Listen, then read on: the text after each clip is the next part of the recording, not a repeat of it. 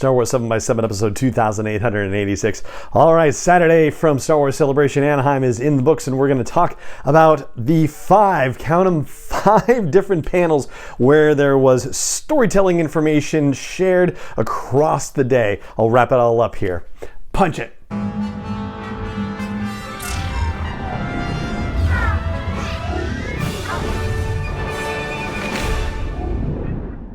Hey Rebel Rouser, I'm Alan Voivod, and this is Star Wars 7x7, your daily dose of Star Wars joy. And thank you so much for joining me for it. So, 5 different panels. There was the Mando Plus panel that kicked off the day, Star Wars Hunters at 1 p.m., then at 2:30, Tales of the Jedi, then at 4:30, the Marvel Comics panel, and finally at 6 p.m., the Del Rey Behind the Scenes panel. So let's just run the 5 down briefly, and we'll probably be briefest about the Mando Plus panel simply because there's going to be a bonus episode of the podcast where I focus exclusively on that panel, which was crazy. I mean, if you were waiting for reveals to happen from Star Wars Celebration, like that was the panel that you were waiting for. But I will say, from an administrative standpoint, if you will, Rick Famuyiwa has been upgraded to an executive producer for season 3 of The Mandalorian, which is super awesome. And Carl Weathers was kind of cagey about whether he actually directed an episode of season 3 of The Mandalorian. I mean, it seems like he did, but that he wasn't sure whether he was actually supposed to say that he did. So I'm going to say, yeah, he probably did. And probably the episode in which he appears, which would make a heck of a lot of sense. We already have it from other sources that Bryce Dallas Howard has directed at least one episode of the new season, and beyond that, we have no other directorial information. I'll also say for this episode that the teaser footage that they showed that they have not released to the public did include all of the footage that happened on the Thursday panel, plus additional footage, which we'll talk about in that bonus episode. Also, Natasha Liu Bordizzo was confirmed officially. It had only been rumored, it hadn't been confirmed, as the actress playing Sabine Wren. And that trailer also, funny, a lighting change here in the room. And that trailer also confirmed that Hera Syndulla is going to appear in the series, which is now feeling more like a season 5 of Rebels, or a Rebels sequel, if you will, rather than the Ahsoka series in general. So, you know, the Book of Boba Fett was almost like Mando 3.5, so this is almost like Rebels 2.0. And there are rumors kicking around that Mary Elizabeth Winstead is going to be portraying Hera, and that would build upon the fact that Ewan McGregor has made the implication that she is involved in Star Wars storytelling in some fashion, as yet unannounced. So yeah, don't know if that's true. That is just pure speculation. Now on to Star Wars Hunters. And I think one of the bigger things about Star Wars Hunters is that this also seems to be taking place during the Mandalorian era. So it is not just after the Battle of Jakku. So again, we have another situation where, like with Skeleton Crew, for example, that was the new series that was talked about on Thursday. The Hunters situation is also happening in this same time frame, which is just particularly fascinating. And in case you're not familiar with it, it's this, combat game that is being released for the Nintendo Switch and for mobile devices. They did not announce a US release, but apparently it's been soft launched and released in other countries. Like, I guess there was a recent one earlier this year for Australia and New Zealand and a couple other places on Android devices. So it's out there, and they actually had it available to demo at a booth at Star Wars Celebration Anaheim. So yeah, it's there. But it is a storytelling situation because they've done a lot of lore building around this whole game idea, and about a Hutt who's a member of the Hutt cartel but is not really interested in the crime side of things, is more interested in history and collecting valuable items, and has partnered with an old combative person who fought in underground battles with a nickname Durasteel. And some of this isn't really documented anywhere. I've been looking for wrap-ups, and it was kind of hard to catch exactly what the names are, but it was I'll skip that. Once we get the actual names, I'll give them to you. And they talked about how it's taking place on this planet Vespara, which is in the Outer Rim, but it is apparently near a major hyperspace lane. I think they said it was the Hydian Way. And so that gives people access to it from the core worlds, but they can kind of build these arenas because they say that people have heard of, some of these places like the Battle of Hoth or the Battle of Endor, but they may not have ever been there. And so they approached their battle sequence things to be like, well, what if somebody was building a set that looked like Endor or that looked like Hoth? And so you could be in this battle arena and battling in what looks like Hoth, but then as your character looks around, they can see an arena filled with fans watching what's happening. And so there's a lot of character and story building that goes into the background. And actually, one of the characters that you get to play, it's Imra Rex, excuse me. Imra Vex. Wow, tough time with that one. It's been a long day. Imra Vex has already appeared in War of the Bounty Hunters, so these are canon characters with full canon backstories, and they're supposed to get that Hunters novel coming out by Mark Oshiro not too long from now. So that's the deal with that.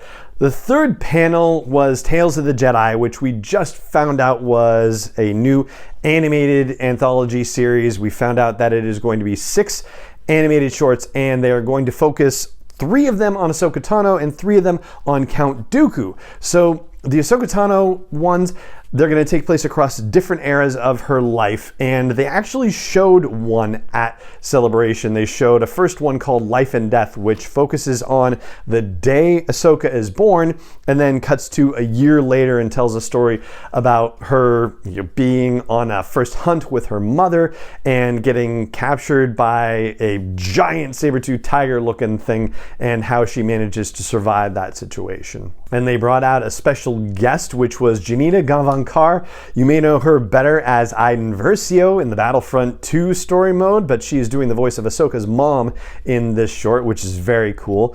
And the other cool voice thing is that Liam Neeson is back to voice a young Qui-Gon Jinn in the Count Dooku episodes. And if you recall, there had been a thing a while ago where Matt Lanter was being interviewed by Entertainment Weekly, and he said that he never really puts Anakin down and said, don't worry, you'll see Anakin again. Well, this is what he was apparently talking about, or at least the next thing that he was talking about, because Anakin Skywalker appears in one of Ahsoka's tales, and so does Obi-Wan Kenobi, so James Arnold Taylor is back for this situation as well. So those 6 shorts are going to be releasing in the fall of 2022. The next panel was the Marvel Comics panel, and they ran through a ton of new releases. So basically, 3 or 4 issues for each of the series that are going to be coming up, and just talked generally about what people might expect in those issues, and showed cover art and showed variant cover art, and in some cases they showed a couple of interior panels. And I posted a tweet thread on SW7X7 podcast that has all of that detailed if you want to really dig into it. The big reveal, though, was a new 10-issue limited series focused on Yoda, and it is a bit of a framing device situation where there are going to be 3 trilogies of stories, and they're taking place in 3 different eras of Yoda's life, and it has to do with the framing story taking place between A New Hope and The Empire Strikes Back, where he's not necessarily ready to train Luke, and so the Force decides that he needs to have lessons to remind him of what he needs to do. The first one's being written by Cavan Scott and takes place in between Phase 1 and Phase 2 of the High Republic, or I guess probably the better way to say it is that we know that Phase 1 of the High Republic takes place about 200 years before the events of the prequel era, and then Phase 2 takes place another 150 years earlier than that. So this first story arc within the 10-issue series is going to take place in between that space, so 275 years prior to the events of The Phantom Menace. And there will be 2 other trilogies, and ultimately they all culminate in a final story, which will be issue 10 in that series. And then finally, we have the Del Rey behind the scenes panel, which was supposed to feature Beth Revis, but unfortunately could not be there because they were going to talk about The Princess and the Scoundrel, which is coming out later this year. Also featured Mike Chen, whose novel Brotherhood is out now, and Adam Christopher, whose novel Shadow of the Sith is coming out next month. The panel also featured Jen Heddle from Lucasfilm and was moderated by Tom Holler from Del Rey.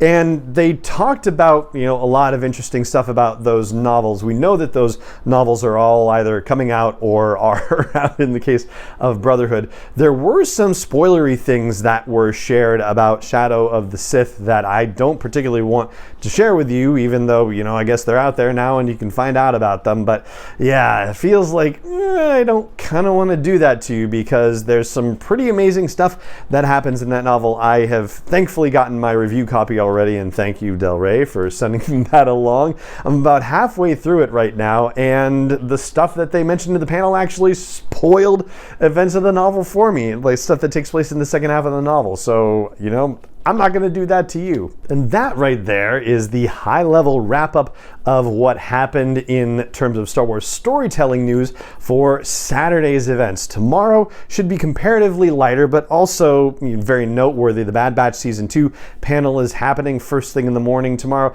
Then there's going to be a retrospective on Star Wars Visions, and I feel like we should hopefully hear something about there. Oh, but I do want to tell you, I hope you haven't gone away just yet with that sort of pseudo, false ending, I guess, if you will.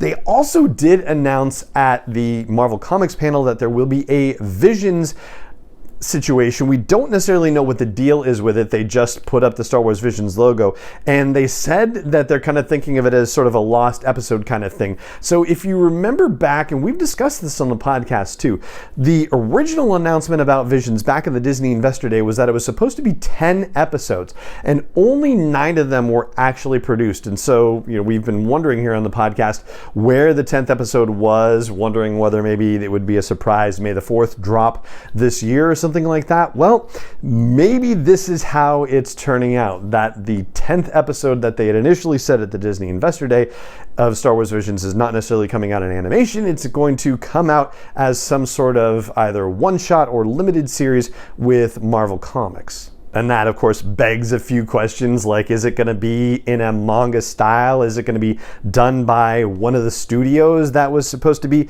involved in this whole Visions project? Or is it just going to be a Marvel thing? Like, we don't know any of that stuff. We just know that there is going to be some Visions thing put out by Marvel, and that they're thinking of it as a 10th situation, which seems to line up with what they said at Investor Day, but in just a different implementation. All right, so yeah, tomorrow, Bad Batch, Visions, and a closing ceremony. Again, they still haven't said anything about movies whatsoever, and if Kathleen Kennedy was right in that interview that there would be something coming in a couple months that lines up with Celebration, then tomorrow would be the day, but probably more likely that they just announce the next Celebration date and leave it at that. But whatever it is, we will cover it here on Star Wars 7x7 for you. So thank you so much for joining me for this and every episode, as always, and may the Force be with you wherever in the world you may be.